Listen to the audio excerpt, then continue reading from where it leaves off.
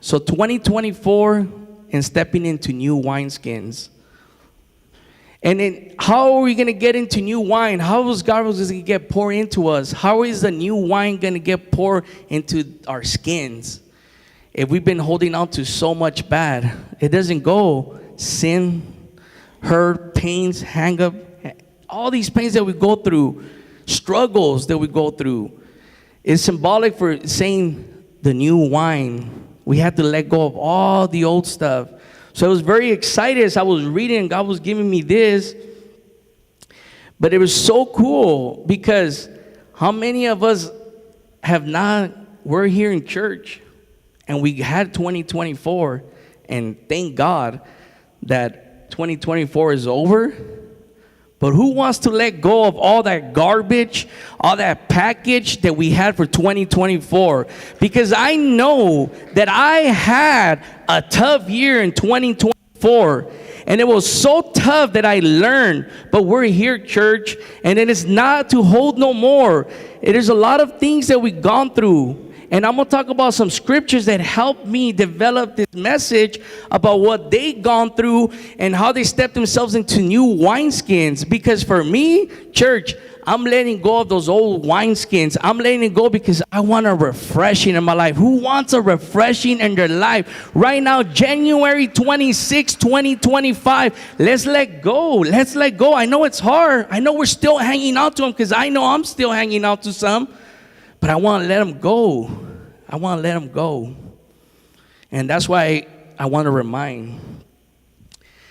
I have three main topics that we want to talk about. But the first one is some challenges, some oppositions that Daniel went through in the Bible.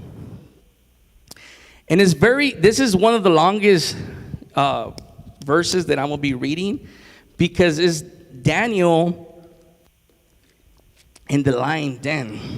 So a lot of people haven't heard it. I asked a few people, and they're like, I heard about it, and I heard about it. But do we know a little bit what happened before they put them into the lion den and after? So if we can go to Daniel 6, and it's a lot of verses, it is. But we got 40 minutes. 6, 22 through 20. It's 2. So it's Daniel 6, 2 through 22. I'm going to try to do my best to read them. And I know we have them out there too, so you guys can follow along. I'm reading off the New Living Translation. So Daniel 6, 2. It says, the king also chose Daniel and 2 other administrators to supervise the high officers and to protect the king's interests. Daniel soon proved himself more capable than all the other administrators and the high officers. Because of Daniel's great ability, the king made plans to place him over the entire empire. What a blessing. It says, then the other administrators and high officers began searching for some fault in the way Daniel was handling government affairs. And completely trustworthy, so they concluded, that's the other administrators, our only chance to find grounds of accusing Daniel will be to connect him with the rules of his religion. So you see that as we just read those, just leaving 2 to 5, we talked about a blessed man that was chosen by the king. He was serving out there, and just his appearance, they seen it. They seen how good he worked. They put him the ruler of the empire. And as they put him there, what happened? It says, then the other administrators try to find fault in Daniel. So as we think about that, let's put a perspective of what's going on. In our ways or my ways, I'll say they were hating on him. They were hating on Daniel. They were putting something at fault, but they couldn't find nothing. They couldn't find anything on Daniel. They couldn't criticize us, condemn them. They couldn't. They're like, man, this man is good. He's a good man. But they try, look at how the scheme of the enemy, we keep reading, but the scheme of the enemy is so bad and powerful. What the enemy did right after, because he put the plot on these haters. I call them haters, I'm sorry, but they were hating on Daniel.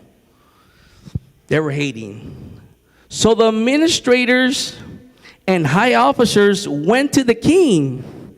What king? The one we just talked about that promoted Daniel. So long live King Darius. They told him, look how powerful it says, and it's even with explanation points in my verse here. It says, they went up, the administrators went up to the king. It says, long live King Darius. How did the king, imagine somebody says, oh, welcome, Brother Luis. You're like, oh, yes, that's right, that's me. That's how he felt the king, right? Somebody says, long live the king. So he was pumped up. He was excited. He's like, yeah, that's right. What do you guys got going on? And then they said, we are all in agreement, they told the king. We administrators, official high officers, advisors, and governors, the king should make a law that will strictly enforce. Give orders that for the next 30 days, any person who prays to anyone, divine or human, except to you, your majesty, we will throw into the den of the lions. So we see how what the enemy did, right? He went out there, pumped up the king by just long live the king. And then they told him, hey, we're all getting together, the rulers, the governors, the administrators, everybody's getting together, your majesty, and we want to put a rule. We want to put a rule that nobody was to worship nobody but you. And what happened? The king was excited. They were pumping him up. Imagine somebody saying that, his pride, right? The king had pride. He said, what did he say after that? And now your majesty, we're now aid. Daniel 2:8. It says, and now your majesty issues and sign this law so it cannot be changed. An official's law of minutes and prescience cannot be revoked. Number 9, so it says, so King Darius signed the law. So he signed the law. How did he feel, the king? He's like, yeah, that's right. They're all going to worship me. That doesn't sound bad. 30 days, nobody's going to be worshiping no Buddha, no idols, nobody. Everybody's going to worship me. The king was excited. So he said, yeah, let's make that law. He signed it. But when Daniel learned that the law had been signed, now that's 10. But when Daniel learned that it was signed, he went home and kneeled down as usual in his upstairs room. With his windows open towards Jerusalem, he prayed 3 times a day, just as he always done, giving thanks to God. Then the officials went together to Daniel's house and found him praying again, and asking God for help. On 12 says, so they went straight to the king, reminding him about the law. Did you not sign a law that for the next 30 days, any person who prays to anyone, divine or human, except to you, your majesty, will be thrown into the den of lions? What did he say after? He said, yes, the king replied. That decision stands. Why? What's going on? You know? He's probably like, yeah, well, yeah, it stands. What's going on? And it says, it is an official law of the means of prescience that cannot be revoked, they told the king. So they still tell the king, right? They made the law. They made him sign them. It was a scheme of the enemy. They had a plan. They knew Daniel prayed. So they said, man, let's put it that nobody worships. I know we're going to get him, because he said we're going to get him with his religion, because he knew he was a man of God. They knew he prayed 3 times a day. They seen him. So they knew, but the king didn't know all this. The king kind of, okay, I know Daniel, he's good, but he didn't know a lot about Daniel's life, where he lived, what he did, when he opened up the windows. But his co-workers, because they were the officials, they were together, they were team members, because they were his partners. They were officials of the governor. They were together. They knew about that, so they put those schemes.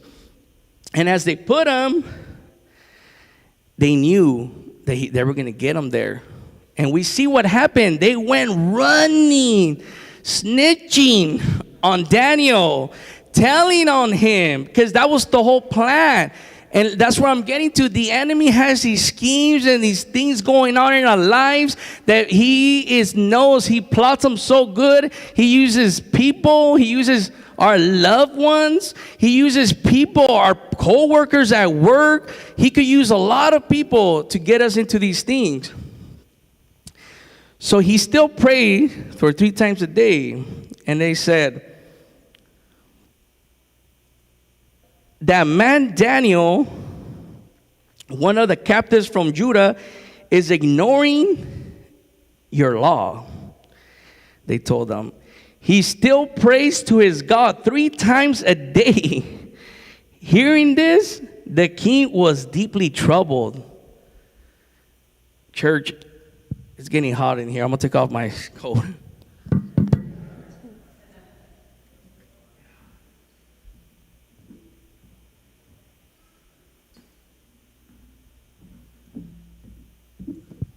And as we get excited, even with the shirt, faith. My daughter gave me this for Christmas.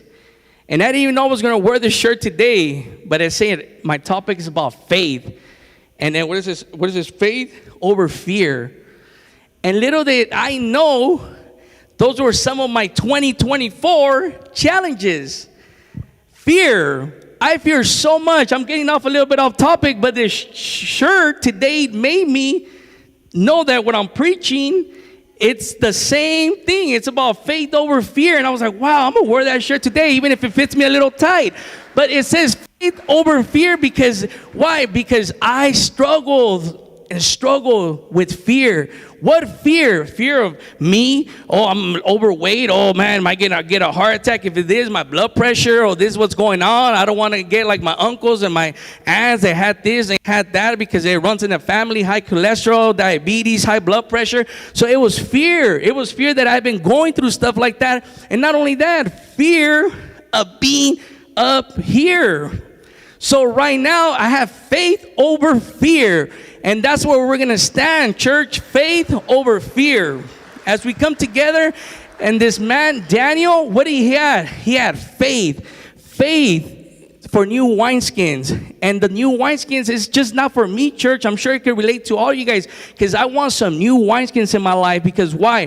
2024, I carry that wineskins and it has garbage. It has so much fear. It has all that. So I'm letting go of that because now I'm stepping into my faith and my calling. And that's what we have to do. And we're going to keep reading because Daniel has stepped into that. And the first topic was faith over oppositions and challenges that we go through. And what did he go through? Just, I might lost my place. That's why I had a pen, but I lost my place. But what is it? He went through stuff. He went through people. He had favor. Church, get into that prayer closet. Get into that prayer because he had so much favor. He had favor with the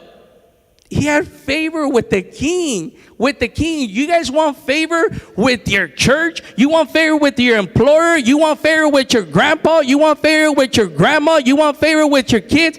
Get into that prayer because that's what this man did. He did nothing but get in his prayer closet and he had favor. And please, church, don't be surprised. Let's not be surprised because the Bible tells us about all the challenges that he went through. He had, I'm going to call them co-workers, because we could relate that, because I'm pretty sure we don't have administrators or rulers right now of the government, do we? Okay, so we work. So we have co-workers. We have brothers and sisters in the church. We have brothers in our family, siblings. So church, let's not be surprised with the schemes of the enemy. He will do them. He will hack people to have jealousy, envy us, put hate on us. And let's not be surprised. But what we have to do is stay with the word. Is keep praying. Keep praying even though the challenges and struggles is going to our lives. we got to keep praying and praying. Not only that, as I'm thinking about this right now, what they say, these governors and rulers, they told the king's almost like a governor, you know. So they told them, let's put this law. Church, that's happening even in our days. How many times did they tell us, hey, you can't talk about the gospel. You can't share in your workplace. We can't share the gospel in our school. That's what's going on right now. But we need to be bold like Daniel. What did Daniel do? He kept praying. They say, you know what? You can't preach the gospel at work. I'm going to preach the gospel. You can't preach the gospel at school. I'm going to preach the gospel. You know why? Because we have to stand up with Christ. I do it at workplace. I do it all day long. I have a brother right there, Art Silva. He works with me. He's one of our maintenance technicians. And what is he doing? He could testify to you. I pray the gospel and I pray over my team. I got over like 46 employees that report to me, and I'm working my way into praying to every single one of them, and they've been happy, they've been rejoiced. And then the company did mention to me, the company mentioned and said, hey Luis, I heard you're praying over people. I say, yeah, but I asked them, and now I don't even ask them, they're asking me to pray for them.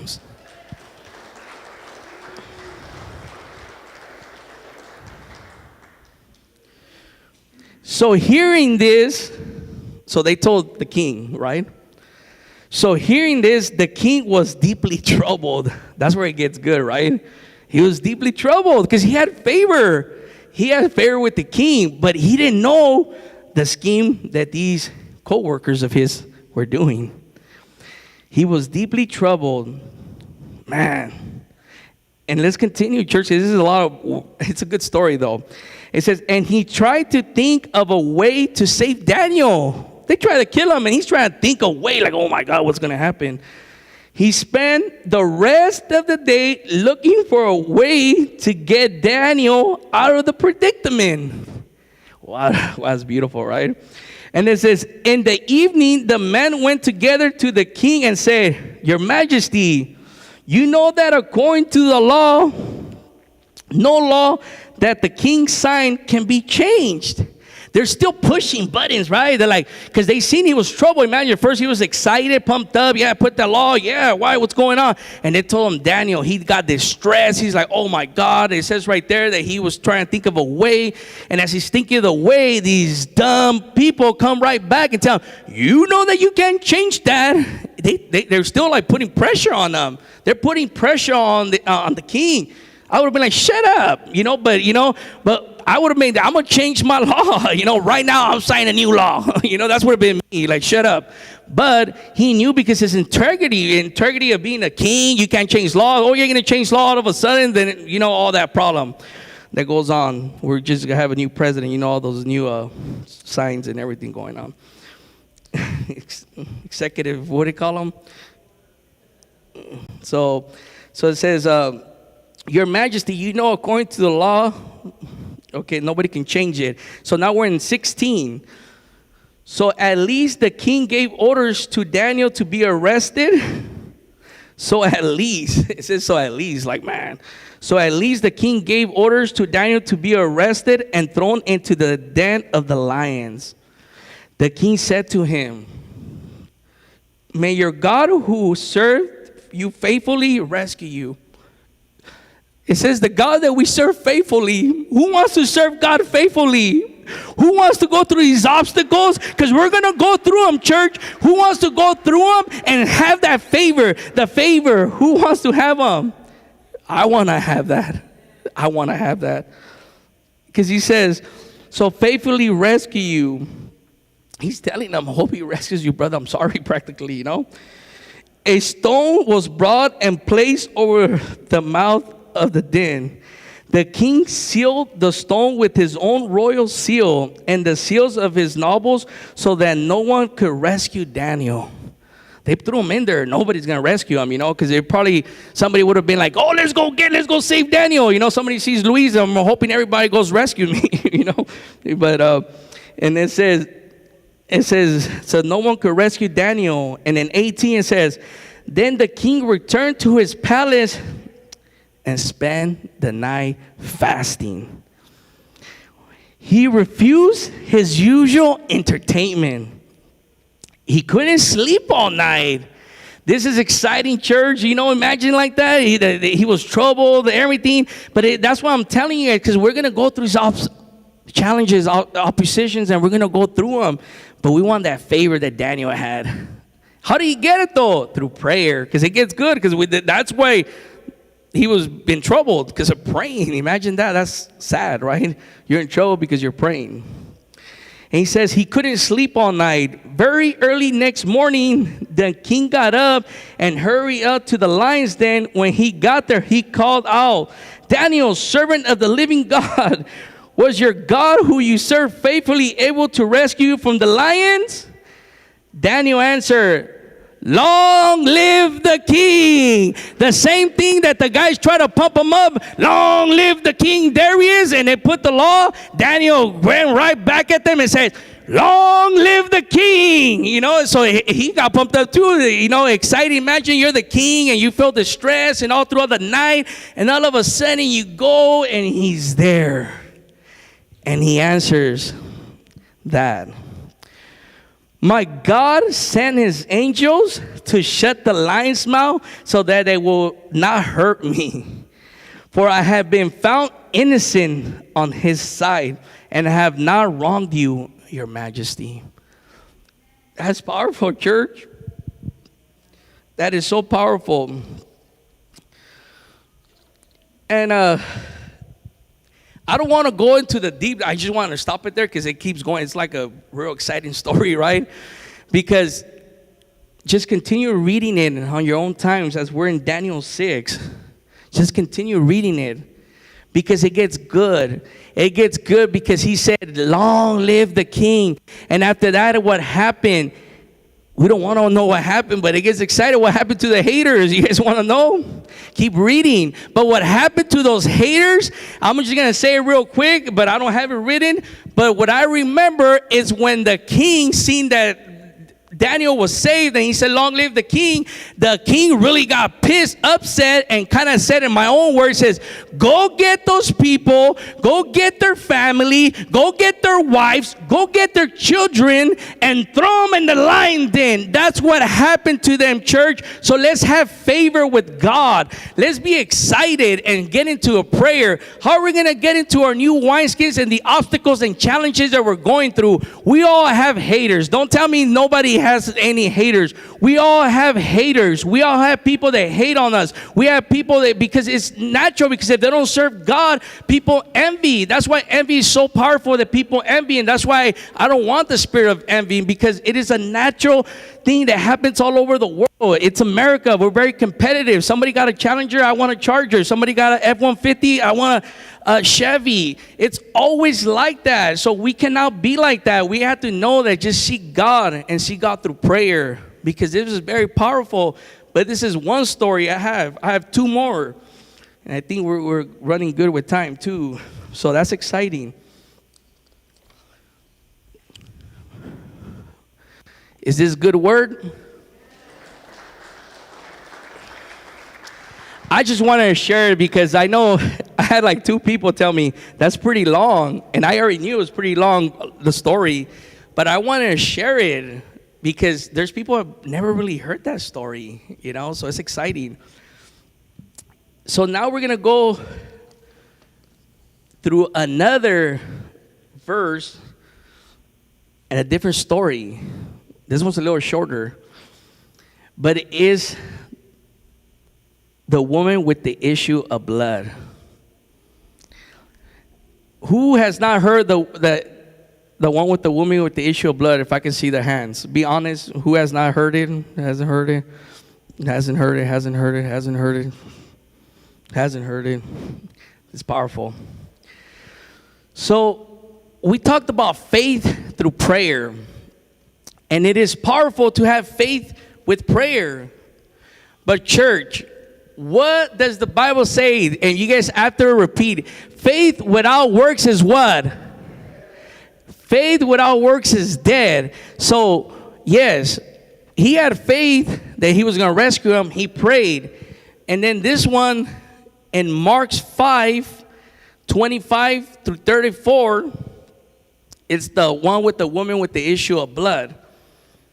But it's so exciting because as I was studying, it said, somebody at work actually, I was telling somebody at work, and then that somebody that I was telling the story, because she says, were you ready for your weekend?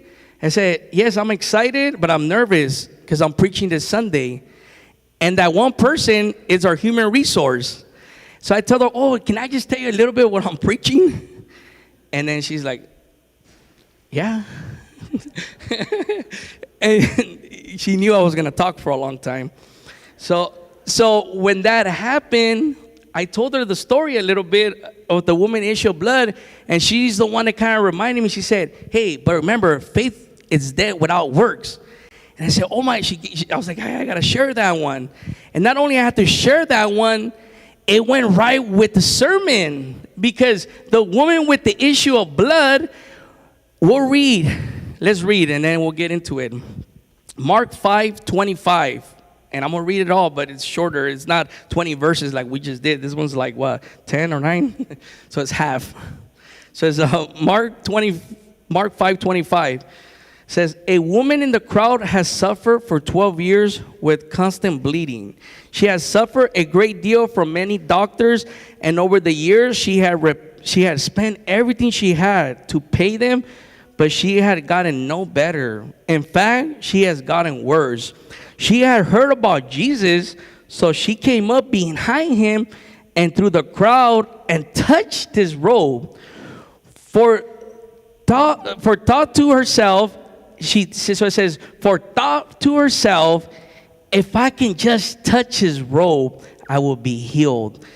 Immediately the bleeding stopped, and she could feel in her body that she had been healed of her terrible condition.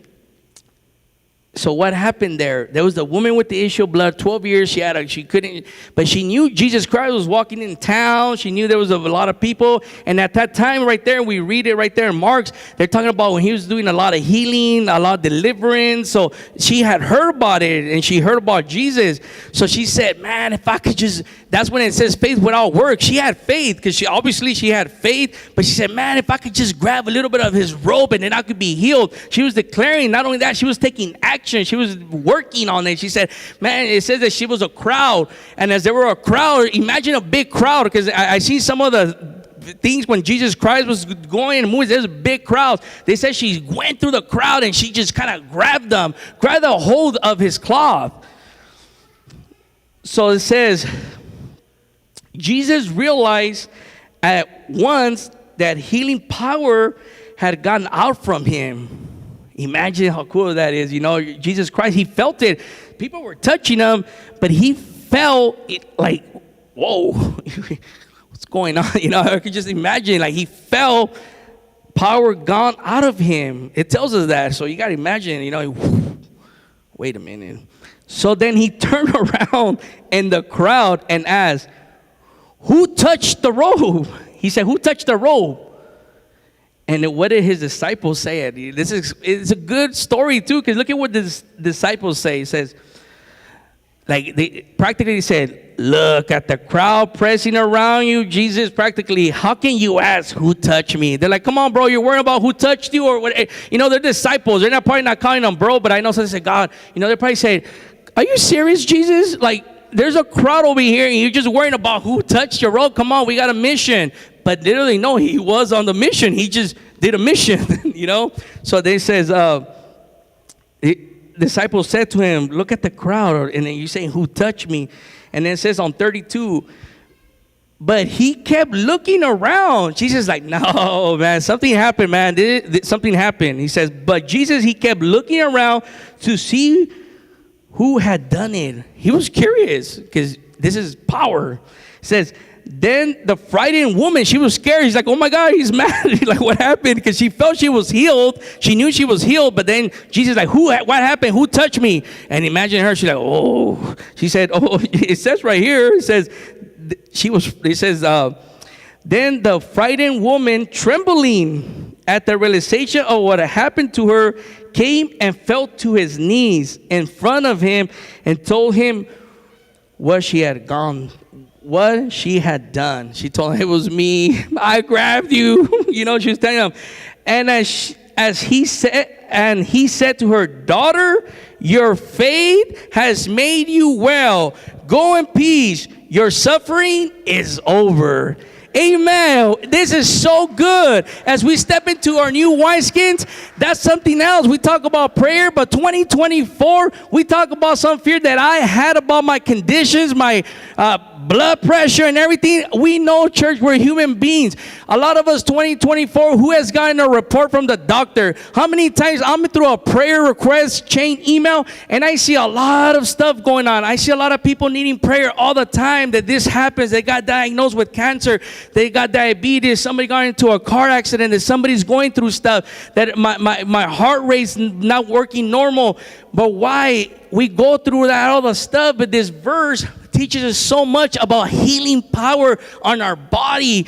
As we talked and we learned about prayer, we had to pray. We had to have that relationship so we could start into our new wineskins. How are we going to get into our new wineskins? We had to pray like Daniel did. Not only pray, we had to be like the woman with the issue of blood. With the woman at the issue of blood, she took that faith into action. She said, if I can just grab that rope, I will be healed. So church, I encourage you guys to grab a hold of God and saying, God, Jesus, Lord, my Lord and Savior, I grab you, I want you, and I want more of you, and I'm not letting go. And as you say that, there's going to be deliverance. There's going to be deliverance in your life that you're going to let go of old wineskins. And then when you let go of old wineskins, what's going to happen? New wineskins are going to get developed so then God can pour into the new wine, the new blessings, the new life in our life. So who's ready for 2025, January 26th, for a new wineskins? If somebody's excited, please let's shout for 5 seconds and give the Lord praise.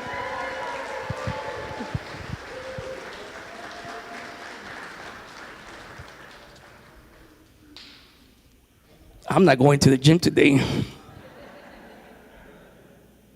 I just started. That's 2025 goal.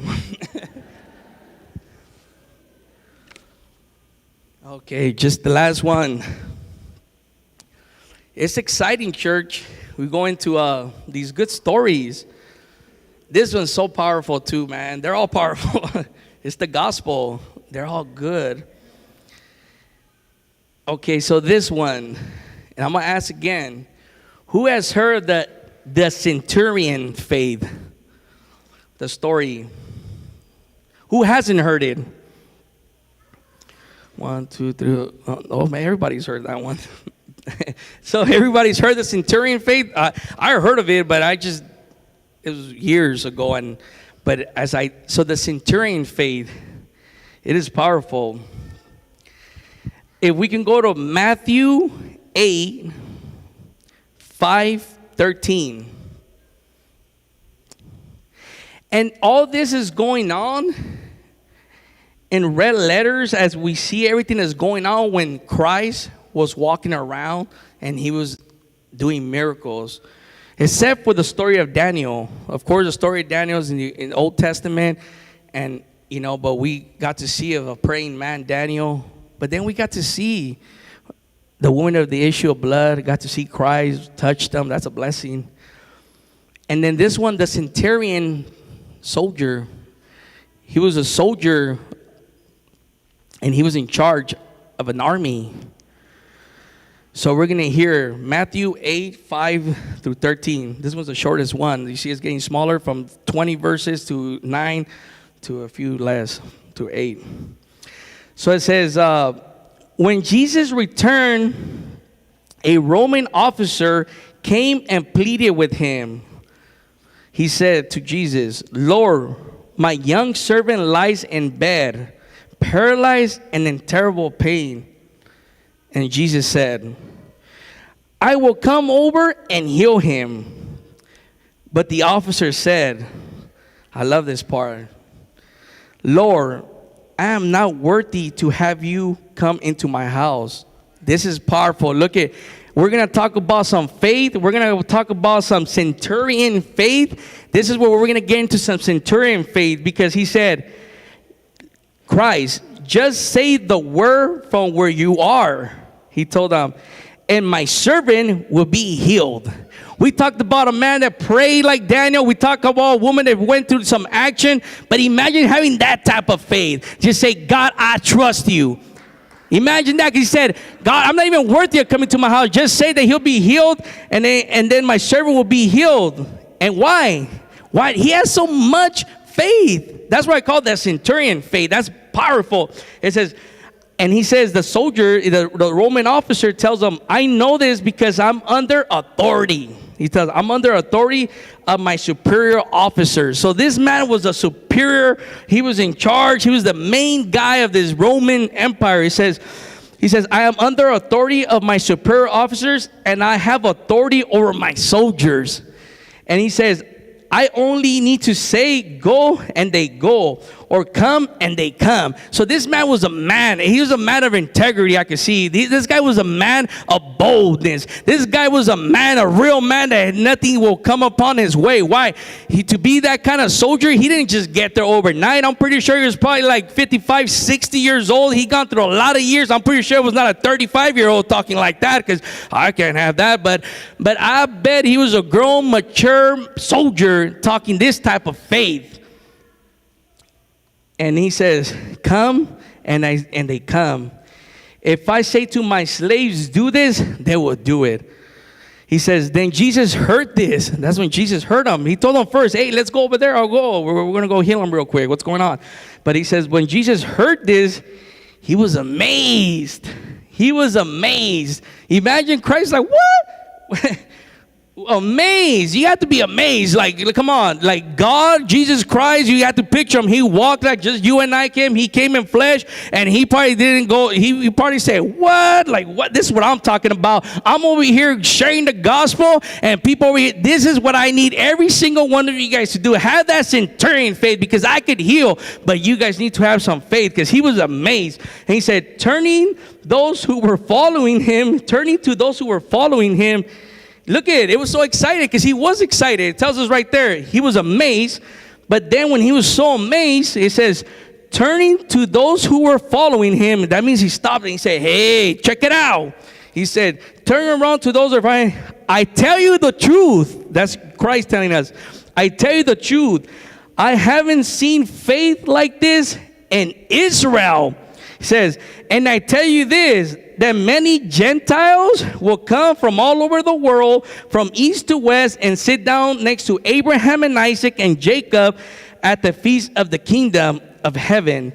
But many Israelites, those for whom the kingdom was prepared. So, he was a Gentile too. He was a Gentile, because right here it tells us, he's saying, man, these Gentiles are going to sit with, he's saying they're going to sit in heaven with Isaac and Abraham and all that good stuff in Jacob. But then it says, those for the kingdom, and then it says, but the Israelites, where it says, for those who the kingdom was prepared, will be thrown into utter darkness, where they will be weeping and gasping on teeth. Then Jesus said to the Roman officer, it says, go back home, because you believe it has happened. And the young servant was healed at the same hour. What amazing. Jesus Christ didn't even have to go to the man's house. He said he was amazed. He declared, wow. He told everybody, let me tell you guys something. Because of this and all that, he's going to be healed. That's why I want to encourage you, church. Let's come into our new wineskins. What is it that we're going through? What is it that we're holding? It's going to get us. So right now, my thing, the teaching that God put into me is, how are we going to use some tools to go into a new wineskins? Wineskins, it's, what is it that we're struggling with? Well, we have to start with prayer.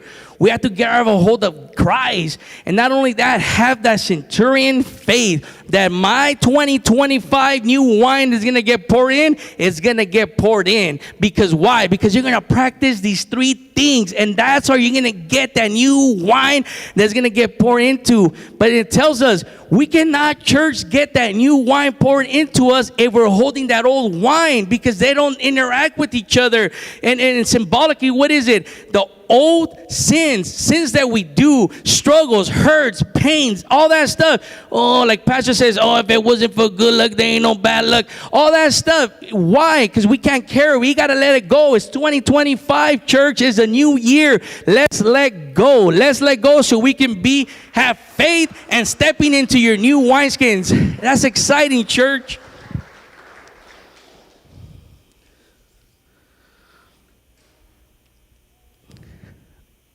Right on time. We're almost ending.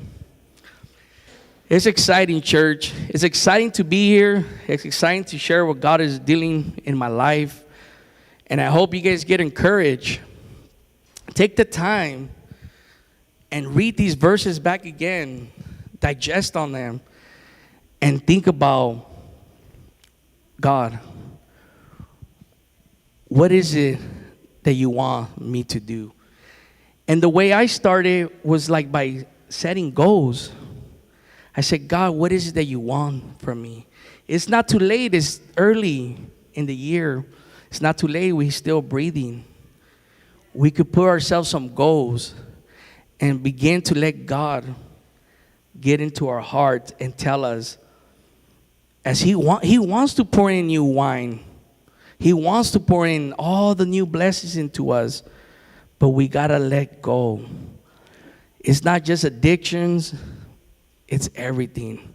Insecurity, anxiety, depression, insecurity, fear. Let's let it go, church. We serve a mighty God. We serve a so mighty God that is so encouraging to hear these stories of Daniel, the woman with the issue of blood, and the Roman soldier. Church, with eyes closed and head down, if you just give a moment and just say, God, I want that strength and faith that Daniel had. Even if I go through these challenges, God, I'm going to praise you. I'm going to pray. Church, and if it's one of you have gone through sicknesses, bad reports, but you want to be like the woman with the issue of blood, that you could just say, God, if I can just grab a hold of you. Church, if you can just say, I want that centurion faith at that Roman soldier. With all eyes closed, I probably won't do an altar call, but if you guys want this type of faith, can I see your hands? God bless that hand. Bless that hand. Bless that hand. God bless that hand. Hands are going up everywhere in this place. Because we all want faith like that soldier had. We all want to be prayer warriors like Daniel. And we want to grab a hold of you, Christ. We're going to have the worship sing, but let's just give God and worship Him and ask Him that we want this, church. In agreement as worship plays, just let's worship it. This is our altar call. You can remain in your seats. We love you, Lord. You can just pray to Him and tell Him you want it. You receive it. The altars are open. If you want to go to the altars, they're open. We got our prayer team. You can remain in your seat because there was a lot of hands, but the altars are open.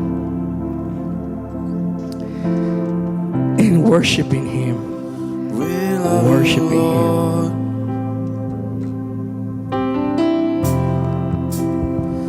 We love you, Lord. What a beautiful name it is. What a beautiful name it is. the name of Jesus Christ, my King. What a beautiful name it is. Nothing compares to this. What a beautiful name it is. The name of Jesus. You are the Word. You were the Word at the beginning. One with God the Lord Most High. Your hidden glory in creation, now revealed in you are Christ. What a beautiful name it is. What a beautiful name it is. The name of Jesus Christ, my King. What a beautiful name it is. Nothing compares to this. What a beautiful name it is.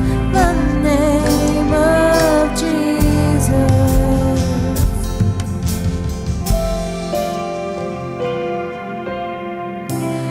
Didn't want heaven without us, so Jesus, you brought heaven down. My sin was great, your love was greater, and what could separate us now? What a wonderful name it is. What a wonderful name it is. The name of Jesus.